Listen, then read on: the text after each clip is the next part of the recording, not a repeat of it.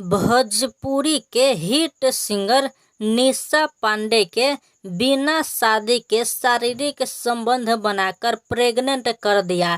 शादी करूंगा ऐसे लोभ देकर उससे कुछ पैसे भी लिया। 25 लाख पैसा उससे ठग लिया। पैसे ठगने के बाद शारीरिक शोषण करने के बाद लड़का अब अपनाने से निकार कर रहा है, मतलब अब अपनाने से मना कर रहा है। और वो लड़का के नाम है राजन पंडित। उसका डुप्लीकेट नाम है राजन पंडित, मगर ओरिजिनल नाम है दिव्यांश तिवारी। उसका असली नाम है, उसका पिताजी का नाम है राम आशीष तिवारी, उसका बहन का नाम है नीतू तिवारी। ये सब मिलके निशा पांडे के साथ शारीरिक शोषण किया, पैसा ठगा और पैसे ठगने के बाद उसे अपनाने से मना कर रही है। मतलब निशा पांडे के साथ बहुत गलत हुआ है, विश्वासघात हुआ है, उसे ठगने की कोशिश किया है।